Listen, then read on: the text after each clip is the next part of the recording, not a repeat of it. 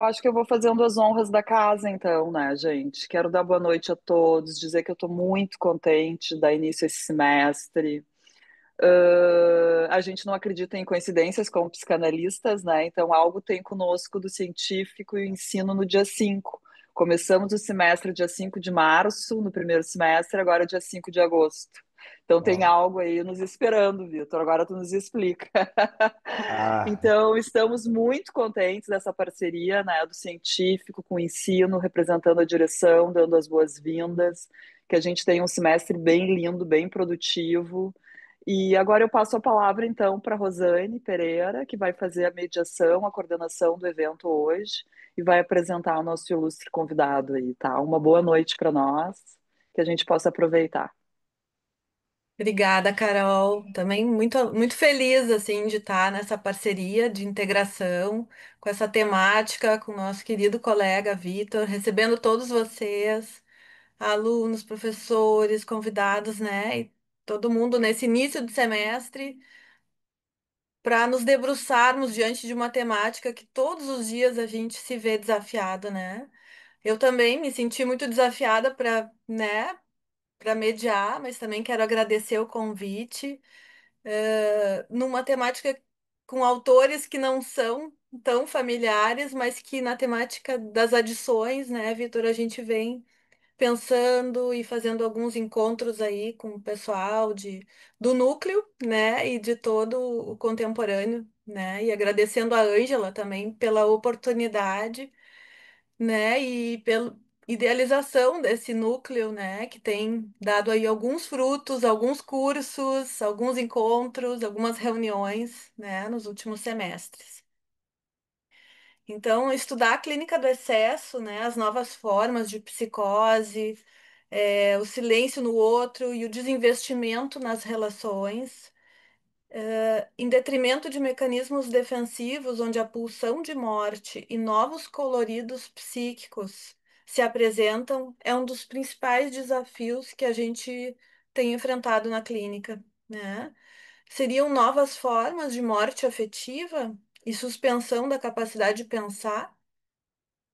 Então, o Vitor vai nos apresentar essas construções sobre a abordagem de André Green, da loucura privada, Jacques Alain Miller, na psicose ordinária, e a clínica do excesso, de Domênico Cossenza. Então, se alguém ainda não conhece o Vitor, eu vou, né, ler o currículo dele, né, ali. Ah, então, ele é psicólogo, mestre em psicopatologia e psicanálise pela Université Paris 7 Diderot, participante das formações clínicas do Fórum do Campo Lacaniano de Belo Horizonte, pesquisador, colaborador na Université Sorbonne Paris, no, e no Groupe de Recherche Santé, no MERC IA do Centre National de la Recherche Scientifique. Sócio-diretor da Clínica Ampliada de Saúde Mental de Belo Horizonte, CASME, né, na qual a gente também tem podido participar aí das supervisões coletivas, né, eu e a Maricéia, e coordenador do Núcleo de Adições do Instituto Contemporâneo de Psicanálise e Transdisciplinaridade. Coordenador do Grupo de Estudos Clínica do Excesso, que vai iniciar agora dia 16 de agosto, todos convidados. Derivas pulsionais e soluções sintomáticas na psicopatologia contemporânea. E antes, né, fizemos aí a Karime, a Maricéia também, o homem e suas próteses tecnológicas, né, que foi super interessante. Então, Vitor, quero te dizer que a gente quer muito te ouvir, né, para poder aproveitar todos os teus estudos, toda essa bagagem que tu vem podido compartilhar com a gente. E quem quiser colocar perguntas ali no chat, a gente vai anotando e no final, então, né, abrimos para perguntas. bom, né? Vamos lá, devidamente apresentado. Só dois pequenos acréscimos, né? Atualmente eu faço parte do grupo de pesquisa, né, do laboratório Além da Tela, vinculado à Universidade Federal de Minas Gerais, e sou doutorando, né, pela mesma universidade. Então, bom, agradecendo aí pelo convite, né, pela abertura. Me parece que habitualmente, né, vem convidados de fora. eu sou de dentro, né? Então, assim, Isso. sinto-me muito honrado, né, por poder aí, né, debutar, destampar essa garrafa com vocês, né? Hum. E vamos lá, né? Isso que eu sempre costumo falar, né, com meus colegas, nós somos colegas de estudos, né? O pessoal dos grupos e dos cursos, nós somos todo mundo mais ou menos no mesmo barco, né? É, assim, isso faz parte de já, né, de uma pesquisa que já tem uma longa data, né? E agora eu uso, né, os meus colegas, assim como estou usando vocês, como cobaias, e eu vou aprendendo muito com vocês, com essas exposições que eu venho fazendo já, né, ao longo de alguns anos, podendo compartilhar com vocês, é que eu vou criando, né, algumas ideias e colocando elas à prova com mentes pensantes e que vão ali, né, me cutucando e fazendo com que eu possa, né, organizar essas ideias e formalizar algo ali, né, sobre o que eu venho me debruçando já há algum tempo. Então, assim, a participação de vocês ela é fundamental para esse percurso, né? Uma proposta que ela é muito circular, digamos assim, né? Ela transita ali por todos nós e que me ajuda bastante, né? Como eu estou no doutorado, eu estou com um título provisório de tese que é Jogos e Apostas, né? Mal-estar e excesso na cultura digital. E daí, isso que eu vou compartilhar com vocês hoje vai ser, né, provavelmente isso vai ganhando forma, vai ser o capítulo de um dos capítulos da minha tese, né? Então, estou aqui começando a testar com vocês essa ideia, né? É o início, quer dizer, não é bem o início, né? É uma investigação que já está em curso já há um bocado de tempo, mas é um início de um novo momento. Então, é mais ou menos isso, né? A gente estava conversando aqui um pouquinho antes, eu estava falando com a Rosane, com a Carolina, com a Luísa, né?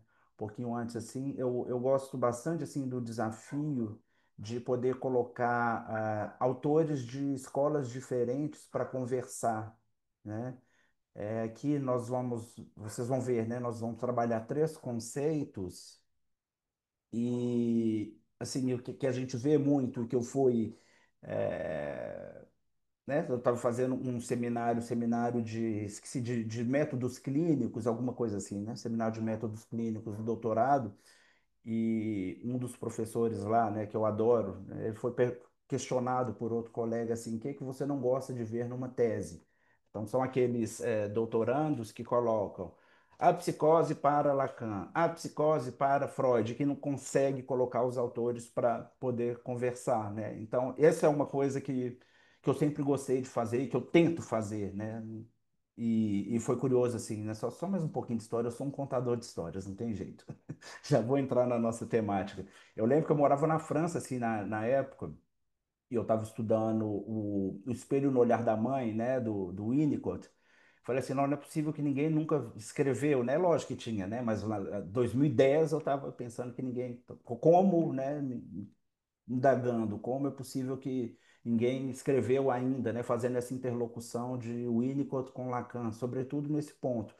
Anos depois, quantos anos? Eu cheguei no contemporâneo em 2019. Aí, quando eu fui ver, me dar conta, me deparei com o livro do Granha, né? Winnicott com Lacan, né? Espelhamento e subjetivação, alguma coisa assim, né? Eu comprei o livro e depois que eu fui conhecer o Granha, né? Então, assim, tem algumas pessoas, assim, o Granha é uma grande referência, assim, para mim, né? Ele faz isso como ninguém, magistralmente. Eu tento trilhar esses caminhos, né? Então, vou compartilhar uma tela aqui com vocês, né? Para a gente poder é, continuar conversando, né? Ou começar a conversar. Vocês estão enxergando aí? Todo mundo está enxergando? Peraí que eu tinha que fazer um negócio aqui antes. Vocês estão enxergando como é que Sim, chama isso? Vitor, tá, Um tá slide, ótimo. então, né? Sim, tá tudo certo. Tá. É que eu estava querendo deixar uma outra tela aberta, eu não sei se eu vou conseguir fazer isso. Estou achando que eu não vou conseguir. Rapidinho aqui. Será que se eu passar assim funciona? Funciona, né? Tá. Então, nós vamos trabalhar esses três conceitos, né? Para a gente poder percorrer, né, esse caminho que vai tanto, né, que começa ali na escuta do silêncio, passando pelos pequenos sinais de ruptura, até chegar aos excessos no corpo. Eu estava pensando, né, excessos do corpo ou excessos no corpo? Eu deixei aqui, né, na minha fala no corpo, mas não estou convicto disso. Talvez seja do corpo, né? Então, um trajeto aí que vai nos levar, né, nos conduzir a pensar o sofrimento psíquico, não apenas por aquilo que é estridente, por aquilo que grita, mas, sobretudo, pelo que se cala, né? E daí, então, a ideia do título, Excessos no Corpo e Silêncio no Outro, né? Então, a ideia é fazer esse convite, né, para pensar inicialmente duas categorias clínicas contemporâneas que eu coloquei em ordem cronológica, né? Até porque o André Green ele formalizou a loucura privada antes da da psicose ordinária do Miller. Então eu preferi trilhar esse caminho estrategicamente, né?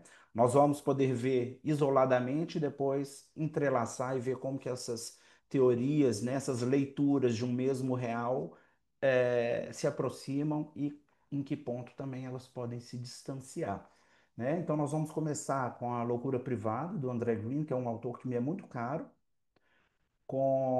passando também pelo Jacques Alain Miller, né?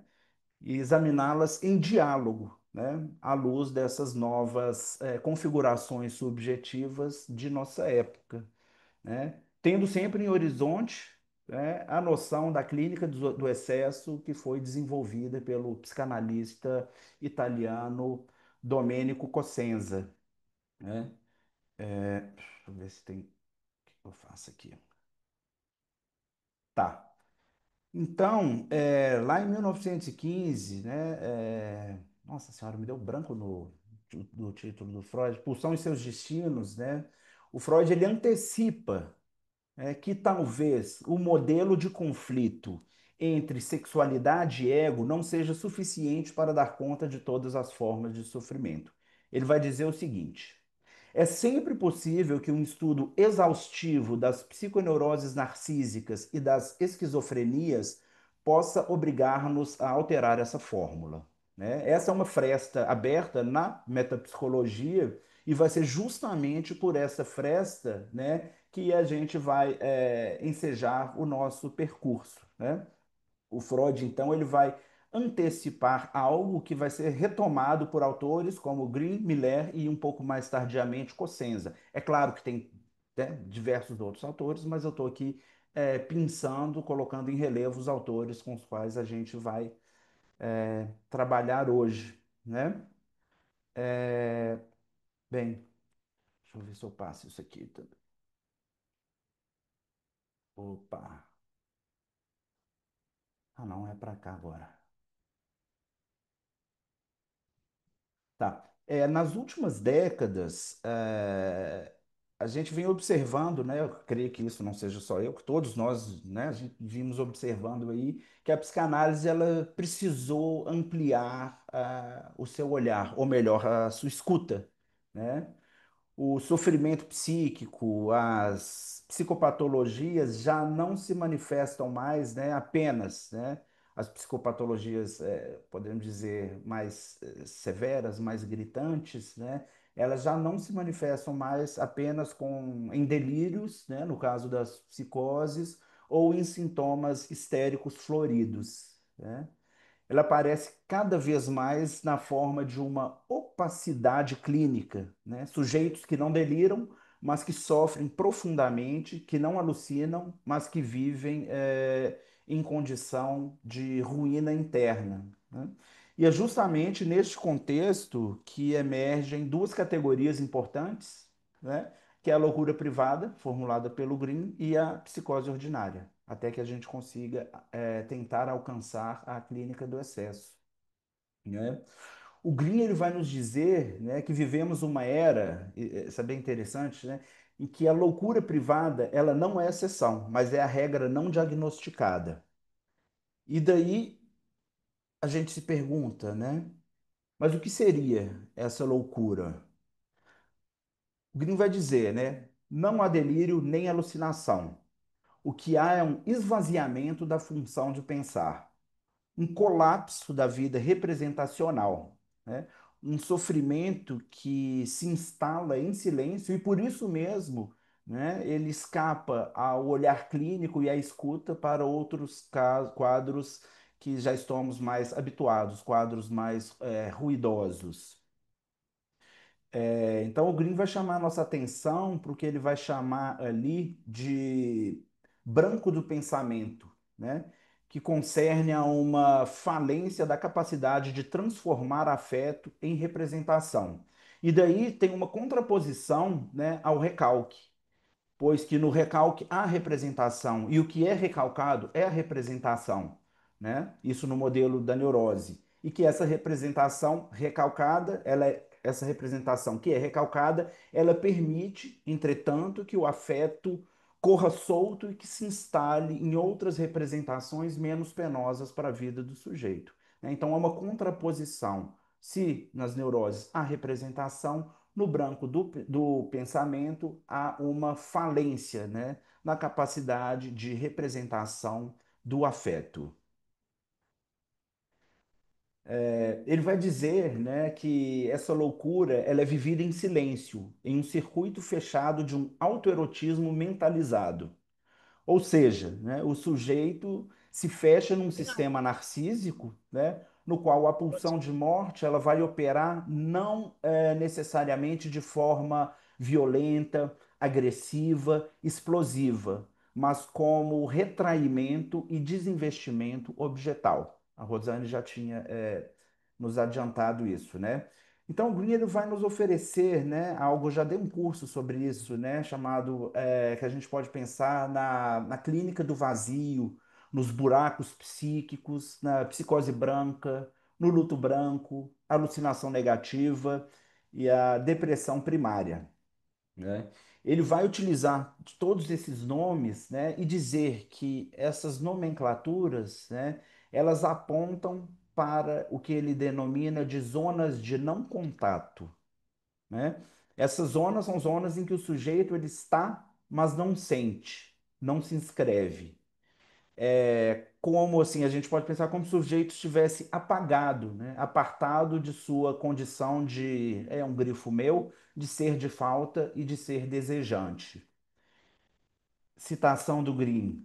O desinvestimento é referido como uma depressão primária, uma aspiração ao não ser e ao nada. É isso, esse é o conceito, né, do narcisismo negativo, né? Da clínica do negativo. Imagino que vocês conheçam o André Green, né? Já. Acho que quase todo mundo aqui já é um autor que é bastante familiar do pessoal aqui, pelo menos o contemporâneo. A gente já falou bastante sobre isso, né? E aqui agora eu acho que a gente pode falar um pouquinho do Miller, né? Eu propus uma fala mais sucinta, mais esquemática, até porque assim eu tenho, na verdade, sobre essa temática, mais ou menos umas 35 páginas escritas. Então, eu tentei ser um pouco mais sucinto e mais esquemático para a gente poder, né, começar a mapear uma ideia de possível interlocução, né, e para a gente poder conseguir discutir a respeito, né. O Jacques Alain Miller, ele vai trazer essa noção da psicose ordinária como um conceito derivado do último ensino de Lacan, né? E ele vai fazer uma proposição muito precisa.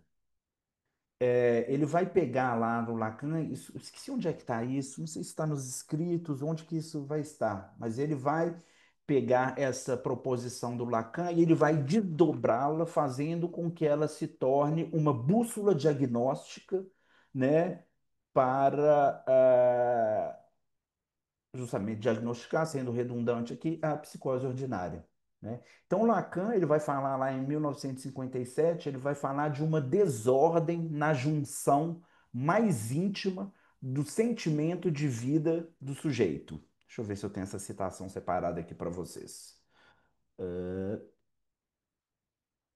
Está depois. Ah, não. Não tenho, não separei ela. Mas é uma citação importante a partir da qual o Miller vai conseguir construir, né, essa bússola diagnóstica aí, né? Então, uma desordem na junção mais íntima do sentimento de vida do sujeito.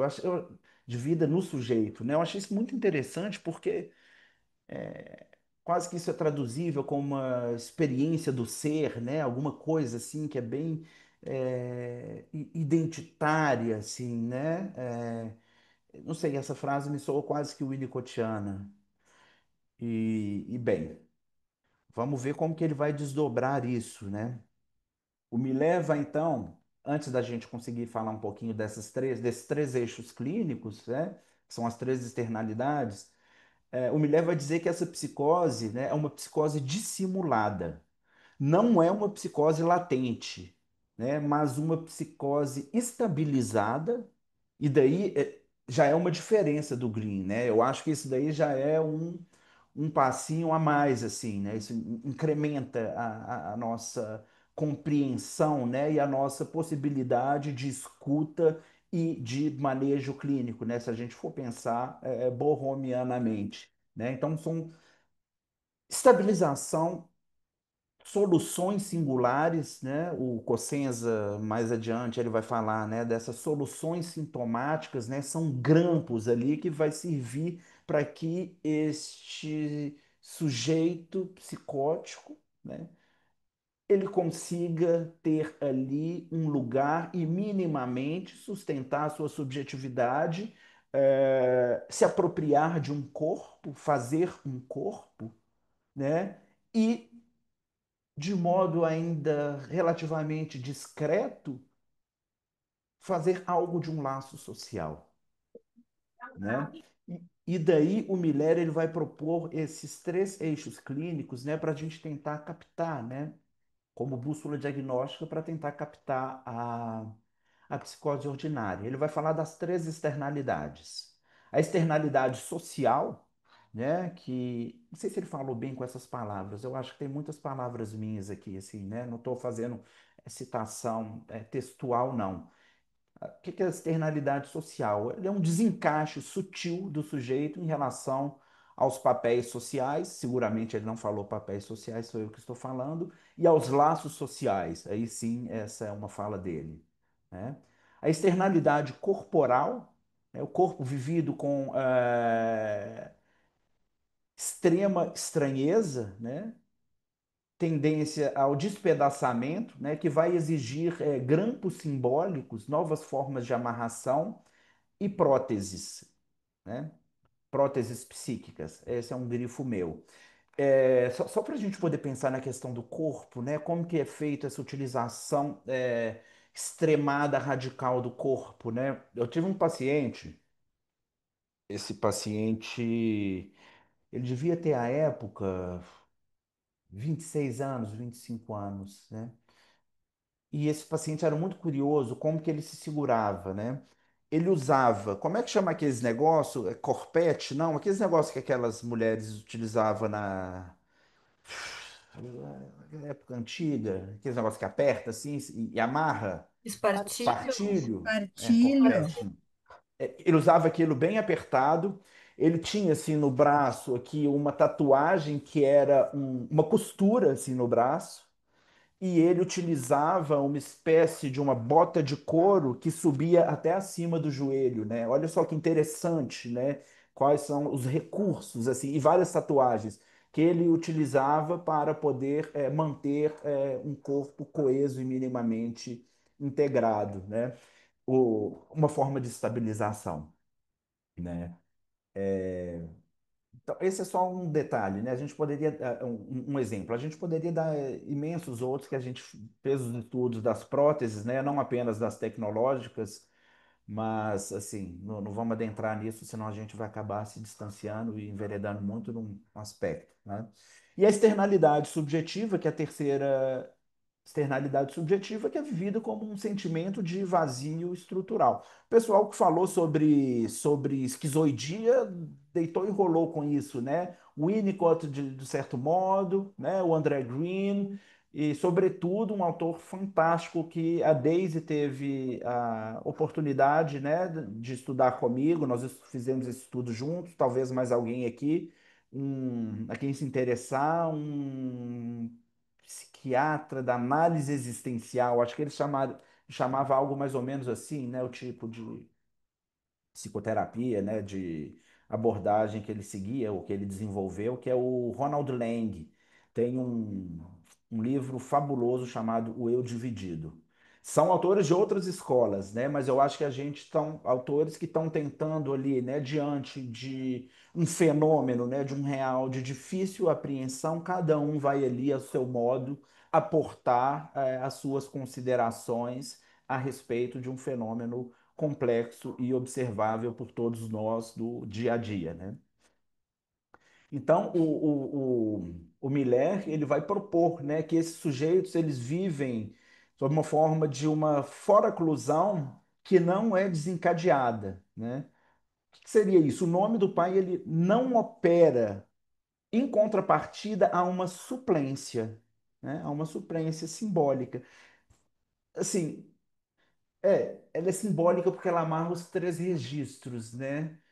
Mas é,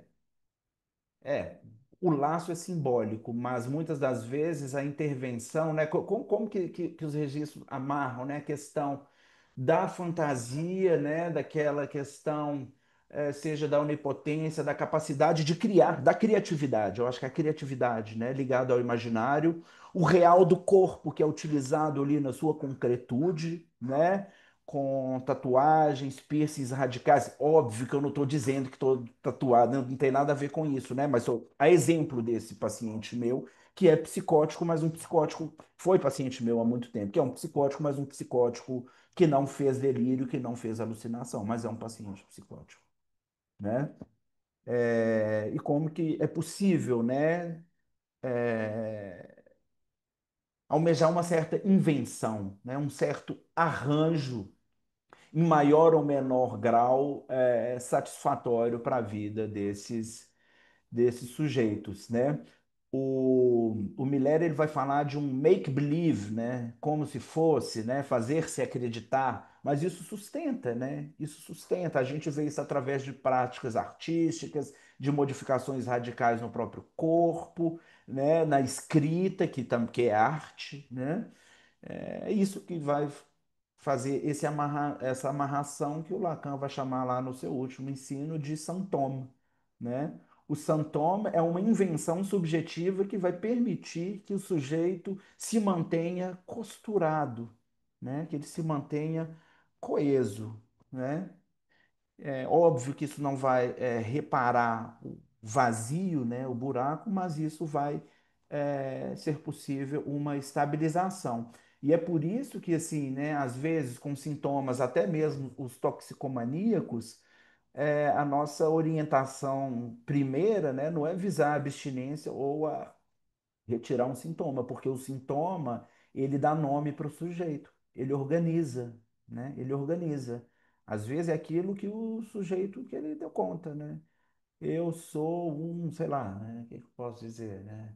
Eu estava falando, eu falei bastante disso, eu estava na França num colóquio, não sei se eu estou bagunçando demais as coisas, mas eu apresentei, eu esqueci o nome da minha apresentação, vai ser publicado agora numa revista lá, mas eu estava falando do uso. Gente, como é que era? Interessante o título.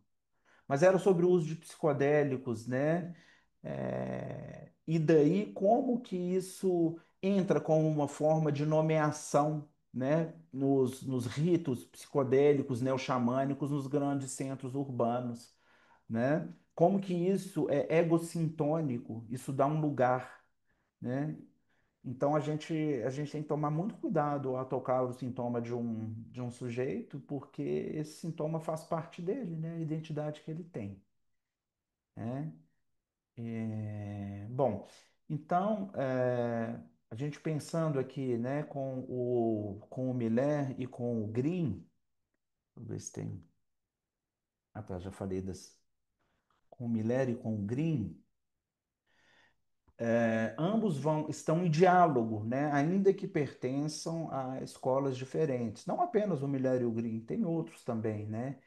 Eles vão tentar responder, né, a esse sofrimento que escapa à neurose clássica e à psicose delirante barra alucinatória, né? Ambos estão buscando ali, né, nomear o que não se diz. Isso é uma invenção, né? Uma invenção diante de algo que está ali diante de nós, mas que realmente escapa, né, ao modelo diagnóstico tradicional, né? Eles vão se afastar ali da clínica, da estrutura pura, né, para se aproximar de uma clínica do detalhe, né? E daí a gente consegue observar uma série de pontos em comum, né? A desestruturação, né? Essa ruptura em maior ou menor grau do laço simbólico, né? Ou do vínculo, vocês que são aí da vincular, né? A presença de um gozo costumeiramente silencioso, né? Recurso a soluções artificiais, como as toxicomanias, os transtornos alimentares e práticas corporais externas, e ambos fazem ali uma crítica à nosografia rígida, né? Mas há também diferenças importantes, né? Eu acho que eu estou sem esse quadro aqui, de repente a gente poderia. Eu estou sem esse quadro aqui nas minhas anotações, né? A gente tem o Green aqui com a origem teórica da metapsicologia freudiana, né? A teoria do Green, ela é inicialmente tributária à metapsicologia freudiana, mas o Green é um autor muito plural, né? A gente vai ver o Green se serve bastante da Melanie Klein, ele se serve bastante do Bion, ele se serve do Ferencz e sem citar o Ferencz, coisa que muitos autores fazem, e ele se serve muito bem do Winnicott. Eu acho a pegada do Green Winnicottiano, acho que é a que eu mais gosto. Tá? Às vezes ele é excessivamente metapsicológico, se me cozinha um pouco assim a cabeça, eu acho meio que desnecessário. Mas enfim. E o Miller, ele vem da escola do ultimíssimo ensino de Lacan, né? Da clínica estrutural e da lógica borromiana. Como expressão clínica, o que, que a gente vai ter ali em Green? Né? Bastante da clivagem, né? Dessas zonas de não contato, do retraimento subjetivo, do desinvestimento objetal, negatividade silenciosa, empobrecimento da função do pensar, buracos psíquicos, e ele vai chegar nisso, né? Nos transtornos alimentares, no funcionamento psicossomático, que ele fala de um modo bastante interessante, né? A gente vai encontrar coisas bem bacanas ali na Mãe Morta, também já ministrei um curso sobre a Mãe Morta, então quem se interessar aí, né, procurem esse texto do Green. Ao passo que o Miller, ele vai trabalhar observando a questão da foraclusão, das pequenas rupturas psicóticas, dos desligamentos. É interessante, né? O Green ele vai falar desinvestimento, o objetal. O Miller vai falar de desligamento e rupturas discretas. Assim, eu entendo como sendo a mesma coisa, né? Só uma forma de falar diferente. Agora, a questão da suplência simbólica, realmente, assim, o Miller, ele dá um passo à frente, sabe? Teórica e clinicamente. E aí ele já está em outro patamar, eu acho. Eu acho que é um enriquecimento teórico-clínico que a gente não pode se furtar, né? É, nesse momento, assim, para quem se interessa pela clínica e pela psicopatologia contemporânea, né? Mas lá também no seu livro, por exemplo, a gente vai ter ali um livro clássico que, como é que é? A Convenção de Antibes, do Miller. Ele vai também cair nisso, nos transtornos alimentares, ele não vai chamar de funcionamento, nem de transtorno psicossomático, nem psicossomatose, ele vai chamar de fator psicossomático, né? E também as toxicomanias. Então, né, são autores ali, cada um à sua maneira, tentando, né, teorizar e nos dar algum norteamento, né, clínico para a gente poder pensar clinicamente e manejar esses casos difíceis, né? O Green ele vai lançar uma luz assim muito forte, né, no funcionamento e daí ele seguramente, né, como influência muito grande da Klein e do Winnicott, né, na questão da persecutoriedade, do abandono, né, daquilo que é clivado e desinvestido, né? O Green vai falar algo muito interessante, né, assim, para a gente pensar na clínica, a dificuldade, né, a sutileza de conseguir encontrar essa distância ótima, né? Se aproxima demais, tende a ser persecutório. Se distancia demais, tende a ser o abandonador, né? E como que isso é complicado, né? Como que isso, esse meio termo ali, né? Ele é necessário desse tato sutil para que não sejamos colocados, né, transferencialmente, para que não atuemos, né, na clínica como persecutórios ou como abandonadores, né? É... Acho que disso aqui eu já falei um bocado, acho que está um pouco repetitivo, não precisa falar mais sobre isso. Pessoal, vocês estão me acompanhando assim? Tá de boa? Não tá confuso, não? Tá claro? Uhum. É.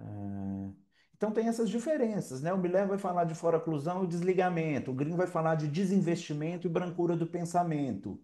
O Miller ele vai operar mais com o simbólico e com o São Tome. O Green vai trazer aí bem forte essas considerações, né, sobre o negativo e o narcisismo. É o narcisismo de morte. Eu tinha falado narcisismo negativo, é o narcisismo de morte. Tem um livro do Green que é muito bom, chamado Narcisismo de Vida e Narcisismo de Morte. Mas é muito duro esse livro, muito duro. Mas é bem legal, né? O Miller vai buscar, né, a questão da clínica de Borda e do noborromiano. O Green vai tentar trabalhar ali, né, a questão do branco da representação, né, do campo da representatividade, que é diferente, né, que é diferente.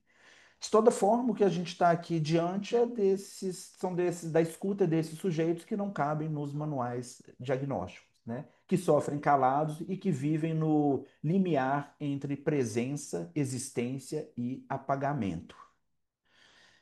É, E agora a gente passa aqui para o nosso terceiro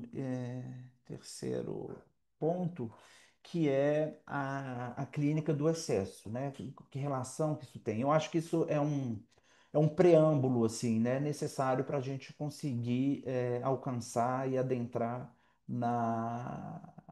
nessa, né, teoria do Domênico Cossenza, né?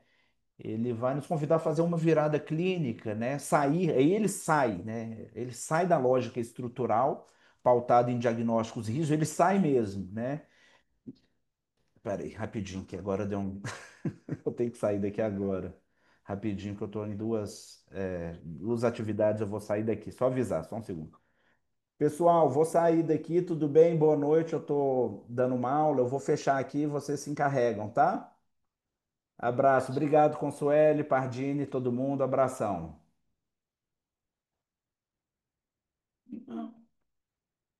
Ixi, fiz coisa errada. Pera aí, pessoal, quem sabe faz ao vivo. Deu ruim aqui, eu encerrei, eu ia sair, eu encerrei a reunião. Ai, ai, Zeus é mais. Vou liberar o pessoal aqui. Programação de espera. Mas já voltaram. Eu tenho que sair sem encerrar. Vou ver se eles voltaram aqui. Já voltaram.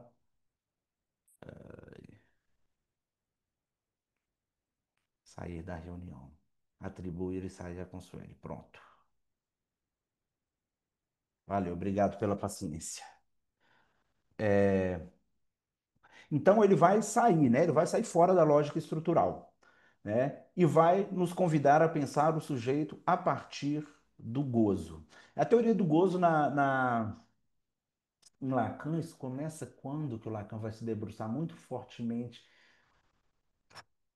talvez no seminário 17. Isso já começa a aparecer lá no seminário da angústia, no seminário 10.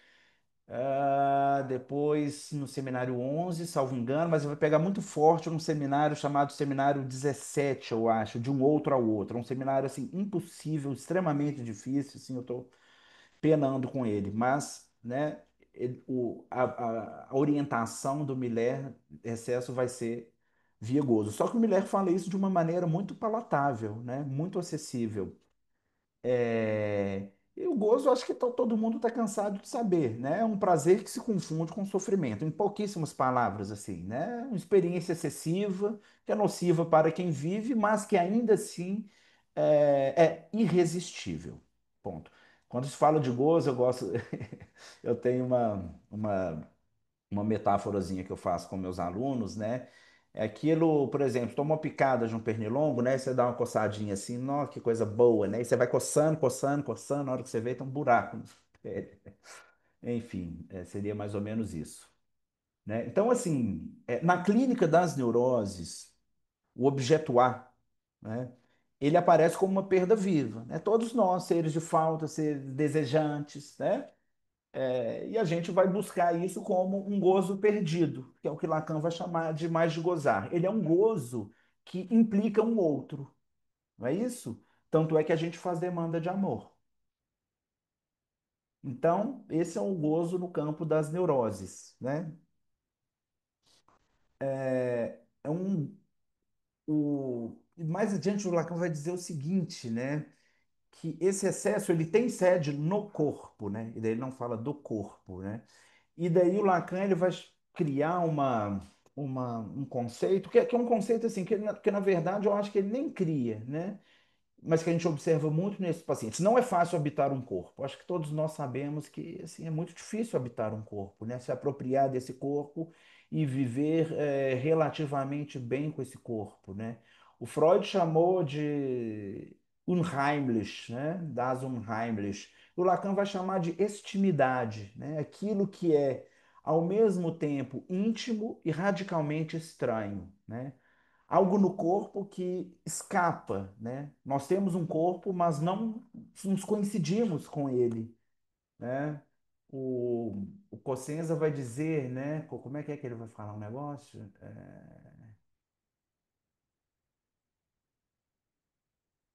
Enfim, não vou falar disso agora, não. Bom, se a gente toma como ponto de partida a clínica das psicoses, a gente vai ver, né? A gente vai se deparar com uma recusa radical do sujeito em relação ao outro, né? Uma rejeição da perda, do desmame, da separação. É um gozo que ele aparece, um objeto de gozo, que é escolhido como objeto de gozo, ele é intransferível, né? Goza-se só, goza-se com o próprio corpo e o outro não existe. A gente pode pensar ali num funcionamento autoerótico, né? Em certa medida. Embora essa leitura possa iluminar o aspecto fusional de certas psicoses, daí eu acho assim que é uma crítica que eu faço. Não é uma crítica, é um parêntese, né? Porque o Cossenza, o Lacan, muitos autores lacanianos, né? Acho que isso é uma herança ali do Seminário 10 do Lacan, porque o Freud, se para o Freud a angústia, né, está ligada ao medo da perda do objeto de amor, o Lacan ele vai fazer uma torção, né, na teoria da angústia, trazendo, colocando em relevo a angústia do fusional e não da perda que, se a gente for ver, assim, com um pouco de cuidado, acaba sendo duas faces de uma mesma moeda, né? Mas quando o Lacan vai trazer a questão do fusional, a gente está muito mais no campo, né, das psicoses do que das neuroses, né? Da falta constituinte, e tudo aquilo. Nós temos tantos outros autores que trazem isso, né? O Winnicott vai trazer como intrusão, que não é lá bem a mesma coisa, mas que se comunica de alguma forma. Quem vai trazer isso maravilhosamente bem é o Paul-Claude Racamier, né? Com a leitura dele, com a chave de leitura dele também, que é radicalmente diferente do Lacan, mas que ele vai dizer bastante, né, o Winnicott vai trazer, né, como é que a capacidade de estar só, né? A gente pode pensar na angústia de estar só, mas o que o Racamia vai trazer é a angústia de estar com. Eu acho que é algo que a gente às vezes esquece, né? Como é difícil estar com. Acho que é mais difícil do que estar só. Bom, então acho que tem, né?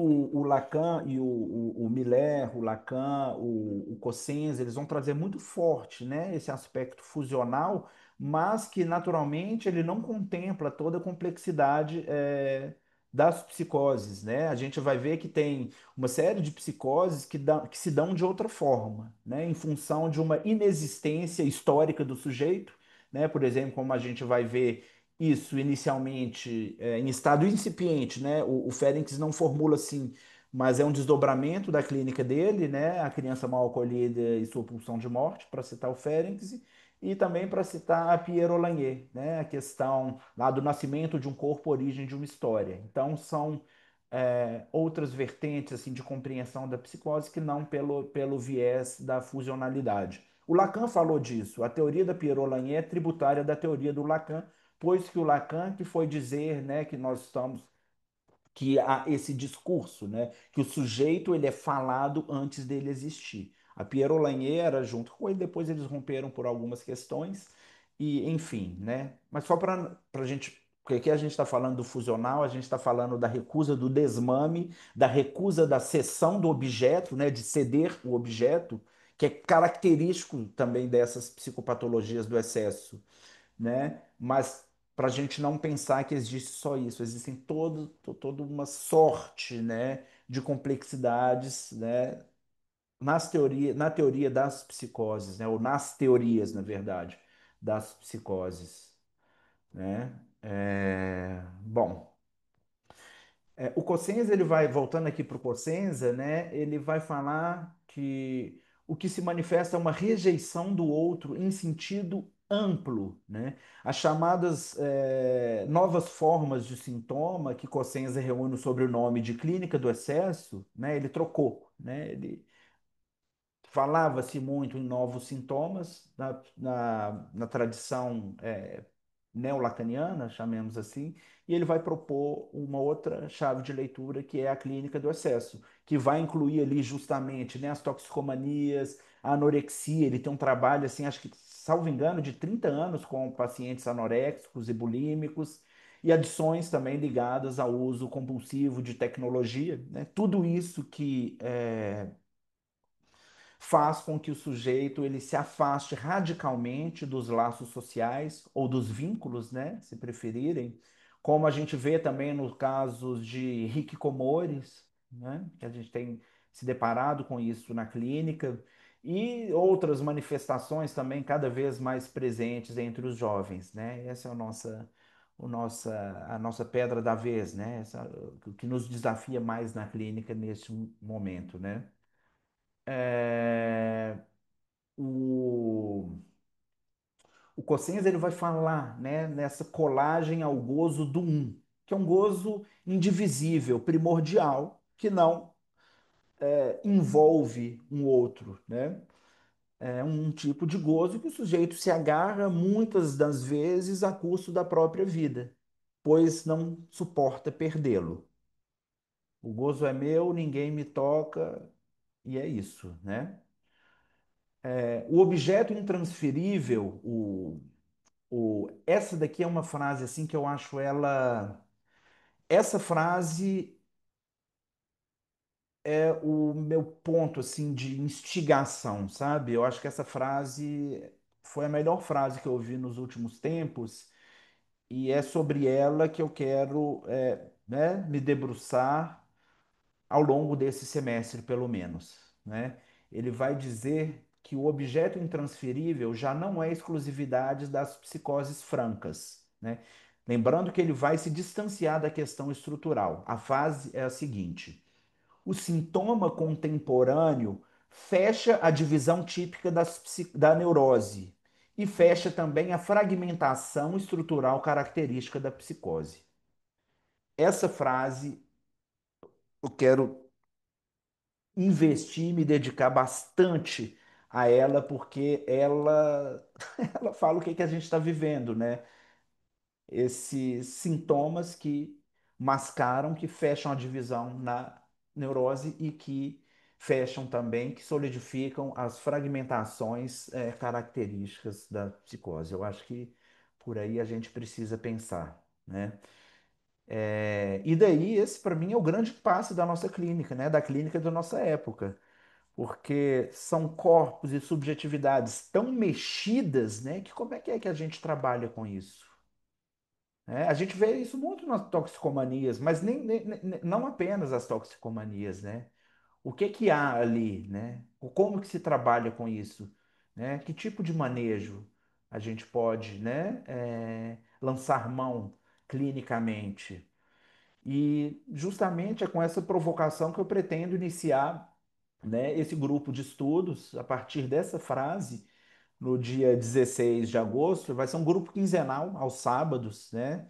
Que vai ocorrer de 11 às 12 horas e 15, né?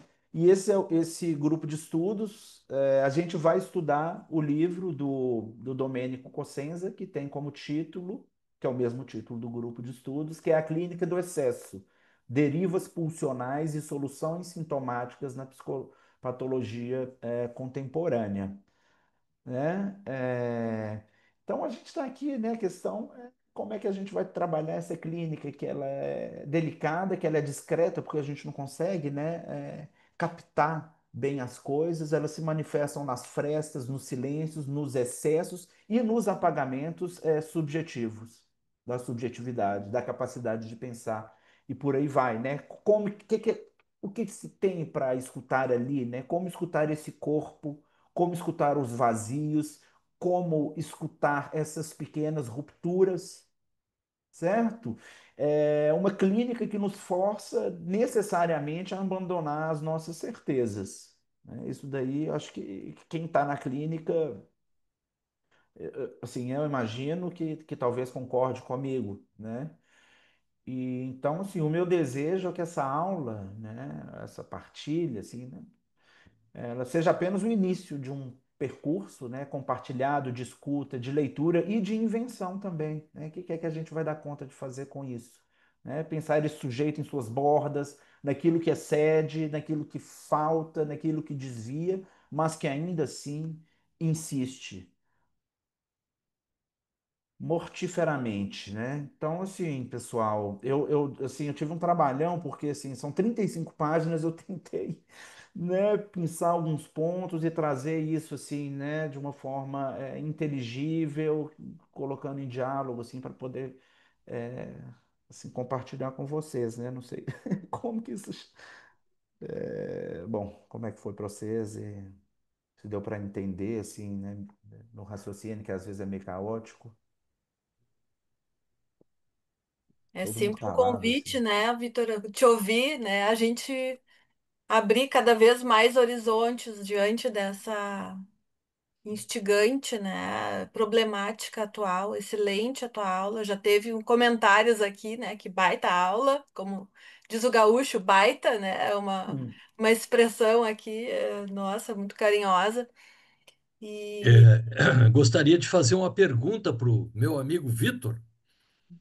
Uai, manda ver se eu conseguir responder. Ah, Esse é o tu vai problema. conseguir. Eu tenho mais perguntas do que respostas. E para todos os colegas também, né? Em primeiro lugar, assim, agradecer o Vitor, né, pela sempre disponibilidade, capacidade criativa, simbólica de nos adentrar a essas questões contemporâneas, né?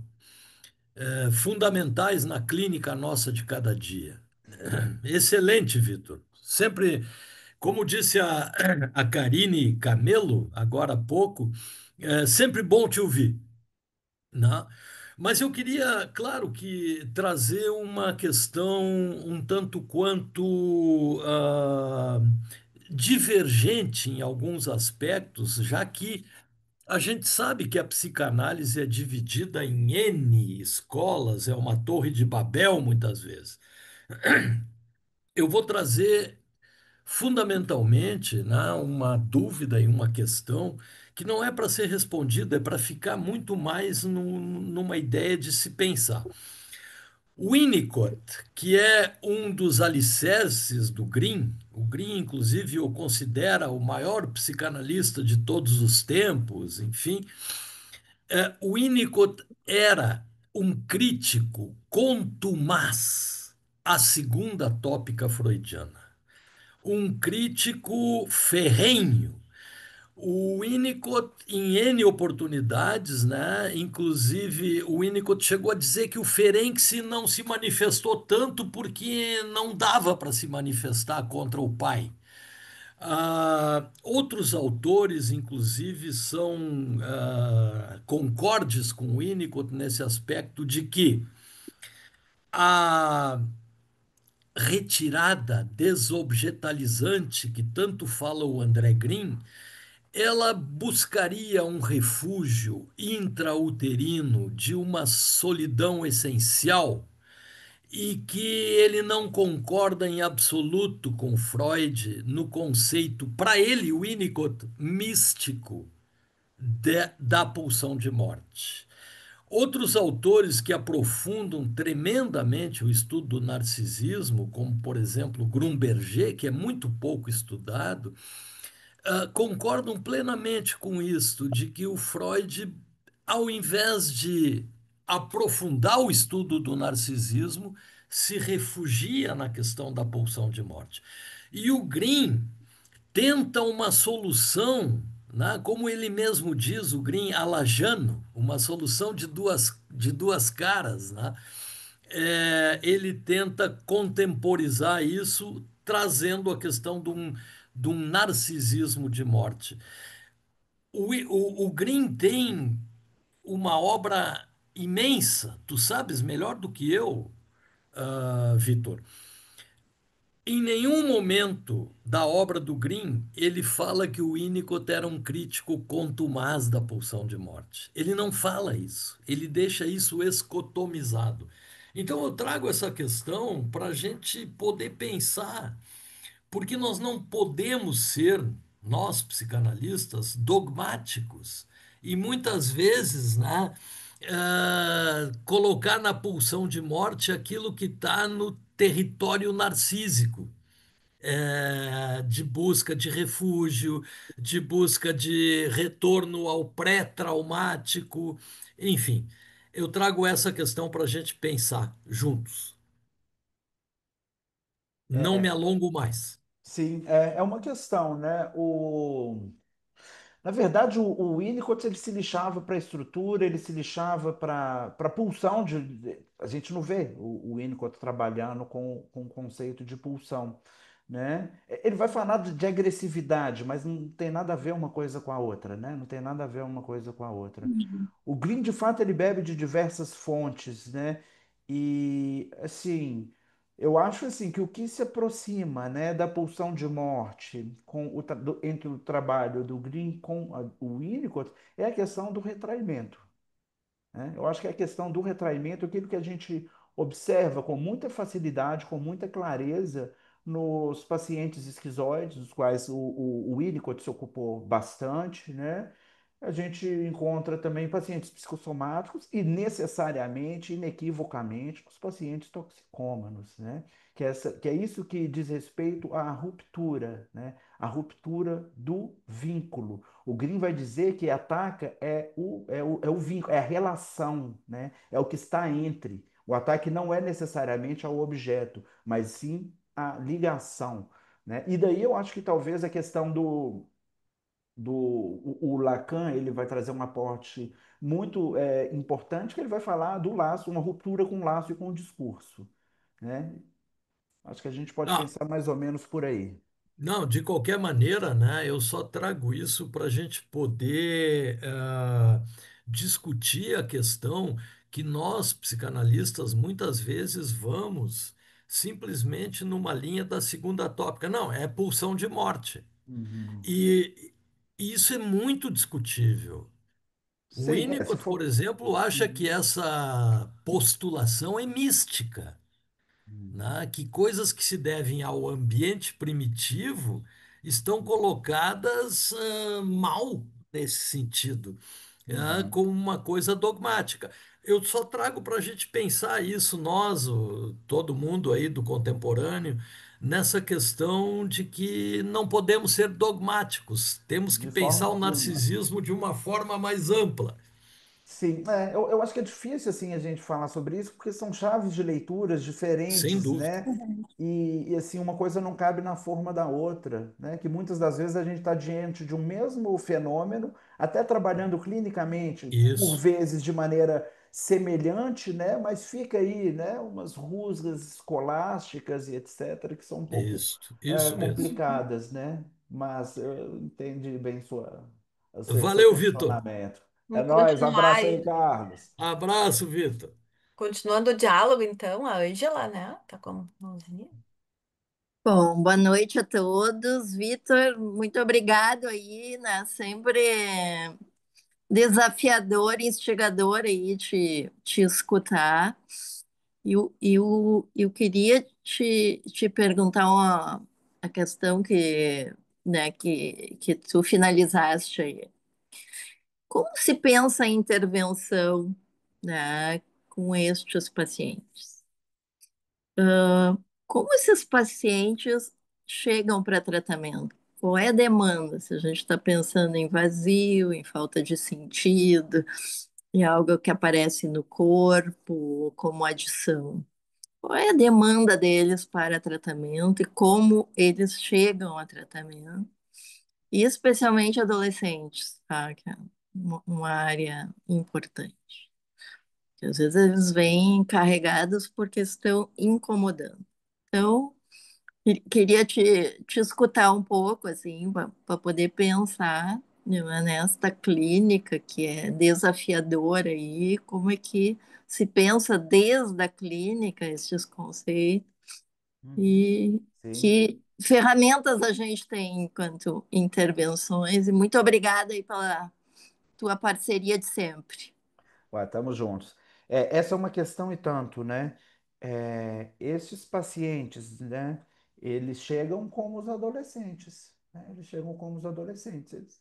Eles não fazem necessariamente uma demanda, né? Eu digo que se existe um desejo, né? Existe um desejo e existem vestígios de fantasias de outros tempos, né? Se a gente conseguir alcançar alguma coisa, muito bem. Mas o desejo, assim, né? Que existe é o desejo, se eu pudesse usar menos. É isso, né, que o toxicômano quer. Queria tanto poder, né, usar minha droga sem ter problema algum. A mesma coisa do alcoólatra, né? Gostaria tanto se eu pudesse, né, não parar de beber e beber sem ser problematicamente. Eu acho que ali alguma coisa já vacila, né? A gente não vai trabalhar pregando abstinência para ninguém, né? Pensando aqui no caso das toxicomanias, né? Os jogadores e apostadores, por exemplo, eu acabo de vir de lá, né? Eu tava no Jogadores Anônimos agora, eu coordeno um grupo de conversação com 12 jogadores, né? Esses pacientes, eles só chegam em condição de ruína, né? Eles Sim, vivem, como diz o André Green, uma loucura privada, né? Eles vivem em condição de loucura privada, né? Em uma atividade sexual, digamos assim, com esse sintoma que que ele não é muito lá da ordem do compartilhável, né? Mas eles têm uma luta. Eles reconhecem ter uma luta. E no caso dos jogadores, eles falam uma coisa muito interessante. A nossa luta é mais difícil, porque a gente luta contra o invisível. Então, percebe que tem um enigma? O sim. invisível, o que é isso? Existe um questionamento. Se você conseguir escutar, existe, né? Existe um questionamento nos toxicômanos, em vários compulsivos, por que eu não consigo consumir só até esse ponto? Existe um questionamento. É só conseguir afiar o... E daí são com essas frestas, esses pequenos desarranjos, né, que algo do sujeito, né, de um ser ali pode aparecer. É dentro dessa frestinha assim que a gente pode tentar manejar alguma coisa. Não Ah, sei se eu respondi a sua mais questão. uma questão, Vitor, e quando se pensa em tantas faltas, tantos vazios, né? A Uhum. gente pensa numa ferramenta analítica, a possibilidade de uma frequência maior. E esses sujeitos que estão assim, eles estão em ruína psíquica, ruína financeira, ruína afetiva e Dos relacional. vínculos, sobretudo, né? Nos vínculos, sobretudo, não Existe é? um cinismo de mão dupla, né? Nem eles conseguem acreditar no outro, nem os outros conseguem Mas acreditar nele, acreditar né? nele, né? Então tem esse outro nível de desafio, assim, me parece a questão da clínica também, né? Só para deixar essa reflexão aí, não vou né, me alongar, e tem mais gente querendo falar contigo. Obrigada, Não, Vitor. eu acho que é importante essa colocação sua, sabe, Angela? E durante um tempo, durante alguns anos, eu insisti muito nessa clínica de alta frequência. Eu tenho me dado conta de que ela não funciona para É, eles. É. para eles, aham, Sim, é preciso que se faça falta, mas não uma falta tão grande que se possa virar um grande buraco, um grande abismo, sabe? Eu insisti uhum, muito nessa tentativa, não funcionou bem. Eu acho, igual por exemplo, eu coordeno esse grupo.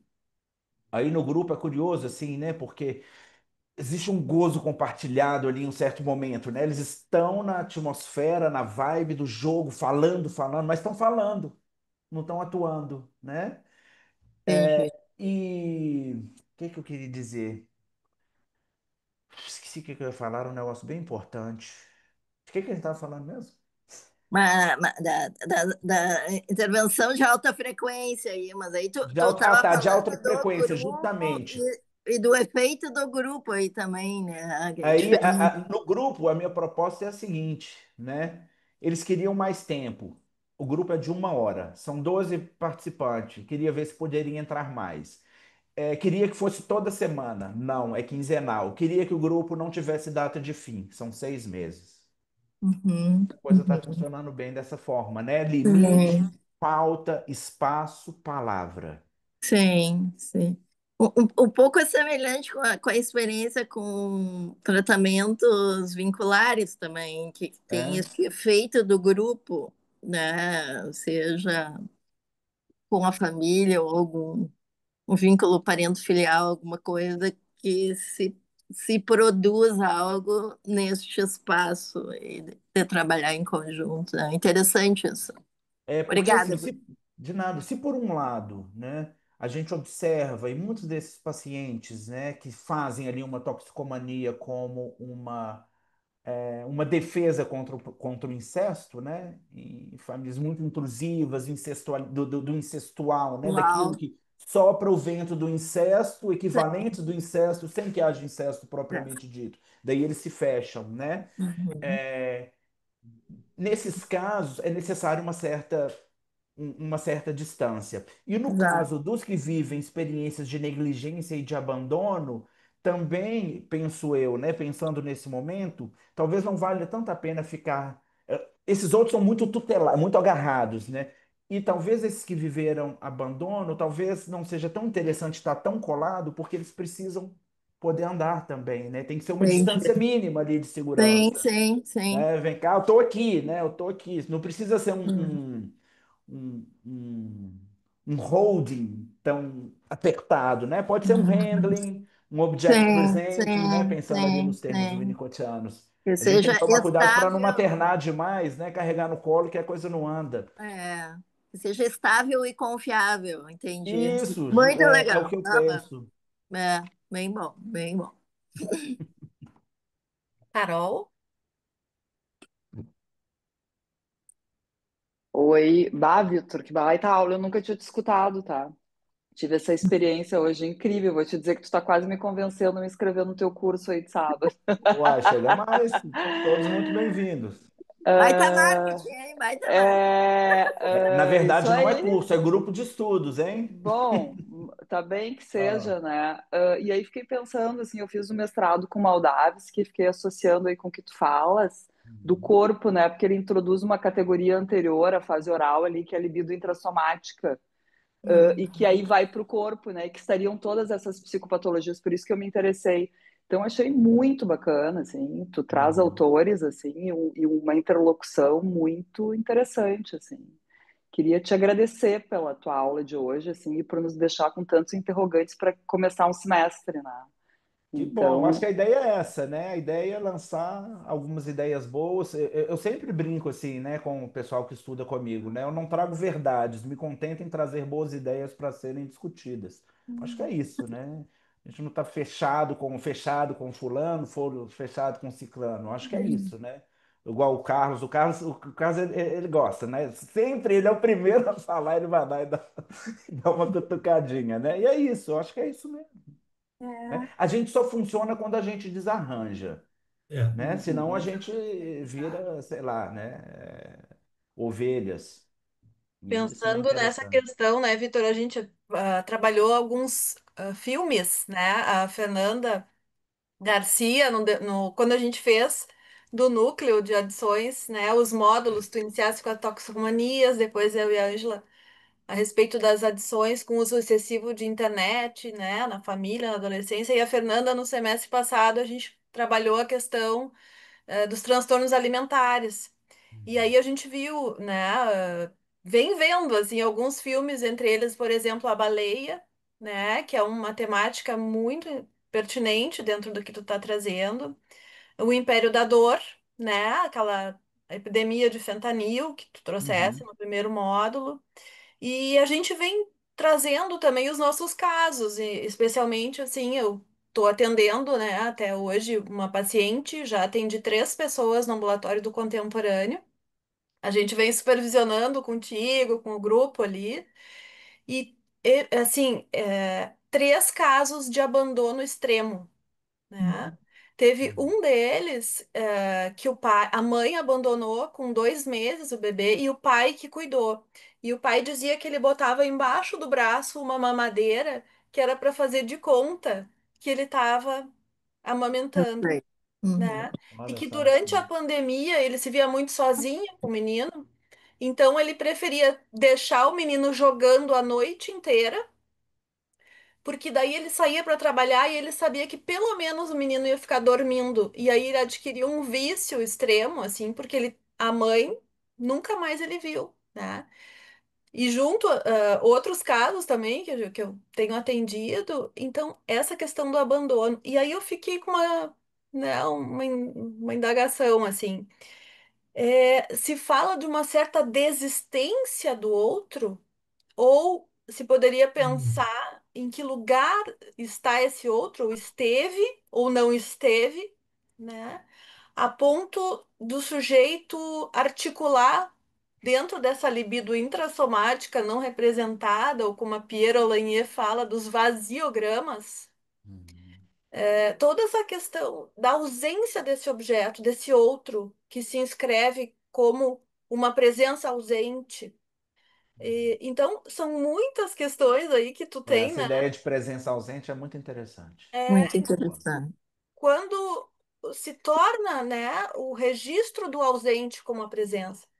Uhum, E me chama muito a atenção, assim, porque se houvesse uma presença, não haveria uma desistência. Há uma desistência do outro quando não se inscreveu uma presença, uhum, talvez, né? Uhum. Então, é muito sério, assim. E aí, um dos pacientes, esses que eu comecei a atender, chegou para tratamento, mas muito assustado, porque ele tinha pedido a rescisão do trabalho, viciado em apostas, para pegar a rescisão para pagar a dívida. Mas ele tinha pedido para um amigo que fazia parte de uma facção, né, de droga aqui em Porto Alegre, e ele estava com muito medo de sair de casa para não perder os dedos, porque um amigo dele tinha ah, perdido os dedos. E uhum, que por uma situação extrema ele parou até de mexer no celular, assim, ele tirou a foto, não respondia. Então eu fiz algumas sessões online e ele não conseguiu. E assim, é muito claro para mim que ele voltou a postar, né? uhum, Então é muito triste, assim, é muito. E aí, claro, a mãe também saía para trabalhar, ele se criou praticamente sozinho. E aí, uma série de questões aí.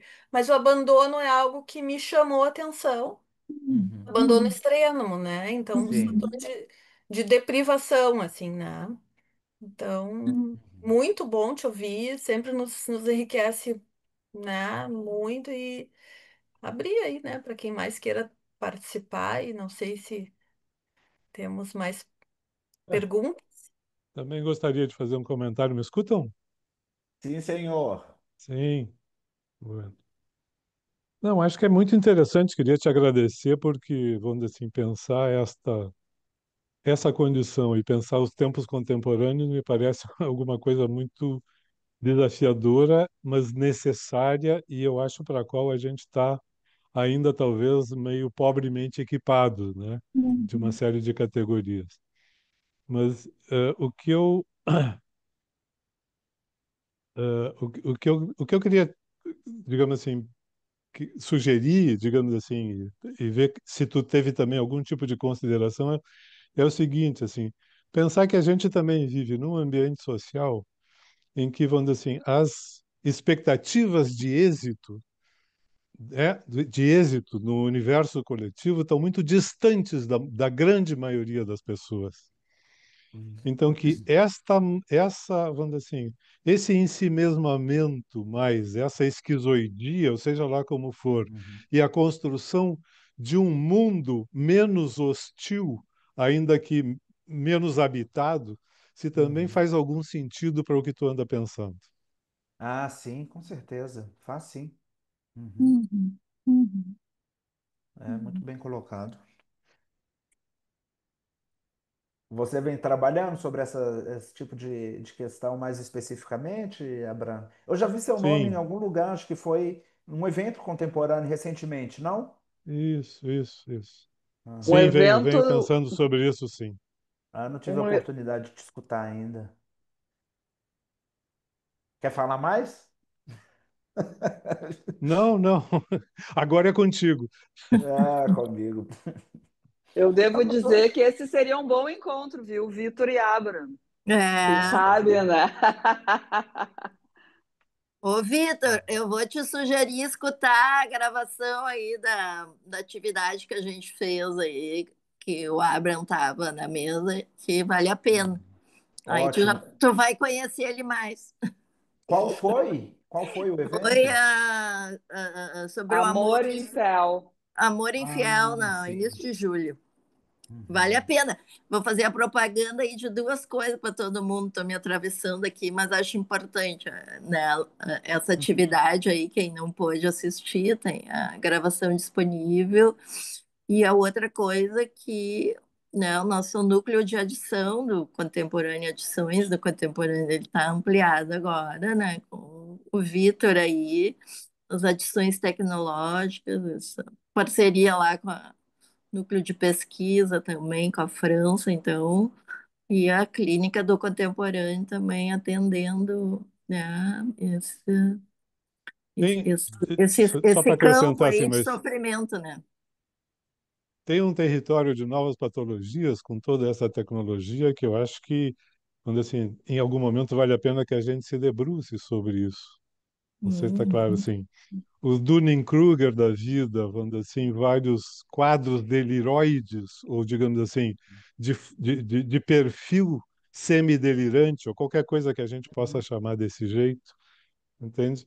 Tem uma série de situações desse tipo. O, assim, a própria temática do suicídio, digamos assim, que é uma temática significativa nesses nossos tempos e que vem Sim. aumentando com toda essa tecnologia digital, tem todo vamos dizer assim, tem todo um repertório de sintomas de origem traumática em relação Uhum. à, à, à utilização das telas e dos conteúdos das telas, digamos assim, tem todo um território, assim, uma psicopatologia que eu acho que valeria a pena que a gente pudesse olhar com mais calma. Mas quero hum. interromper porque o convidado é tu e a gente. Não, mas acho que é isso mesmo, né? Acho que eu falei o que eu poderia falar por hora, né? Se alguém tiver mais alguma questão, se tiver ao meu alcance, eu não sei até que horas que estava previsto também. Eu fiquei Só, pensando, Vitor, tem. Ai, desculpa. Só pode para fazer falar, Rô. só uma frase, assim, né? Hoje eu li uma, dentre umas, essas que passam, né, no Instagram, assim, existe uma epidemia de autismo ou uma epidemia de Eu diagnósticos de li autismo. também. Eu E li aí também. eu fiquei pensando isso, assim, o quanto que os excessos, as compulsões e esse desinvestimento do outro também se confunde muitas vezes com esses Uhum. diagnósticos ou coisas para a gente pensar e estudar mais, né? No sentido de Sim. uma defesa autística, muitas vezes, né? Uhum. O que está junto isso e que cérebro é esse que se estrutura num ambiente muitas vezes tão pouco investido de experiências interativas, afetivas, e que cada vez mais os sujeitos ficam, né, à deriva, assim, das relações também, né? Uhum. Isso aí. Só queria juntar aí com o que a Abram trouxe, achei super interessante essa coisa do suicídio, e já convidar vocês para nossa quartas-feiras científicas. Todo mês a gente está tentando fazer uma interlocução com as questões dos meses, né? E setembro é o mês do suicídio, a gente vai trazer na nossa última quarta-feira alguma coisa relacionada, Abram. Eu espero Bem. que contemple esse tempo aí que tu está trazendo. Muito obrigada. Então vou fazer uma sugestão de leitura que para mim foi o melhor livro que eu li nos últimos anos, sem dúvida. Se chama A Morte de Si. É sobre suicídio do psicanalista Marcelo Veras. O melhor livro que eu li nos últimos tempos, sem dúvida, sem dúvida, sem dúvida. Deise estudou Não, comigo? Alguém estudou comigo? Não? não.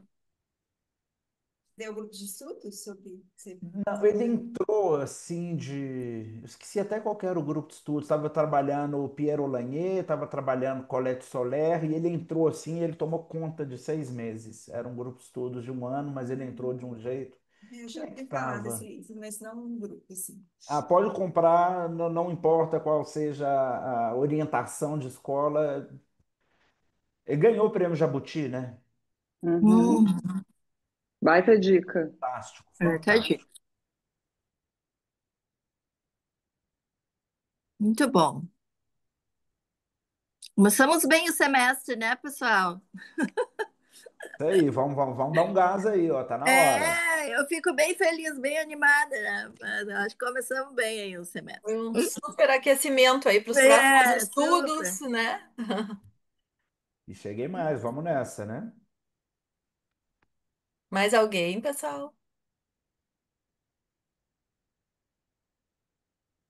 Acho que no chat ali não tem algumas.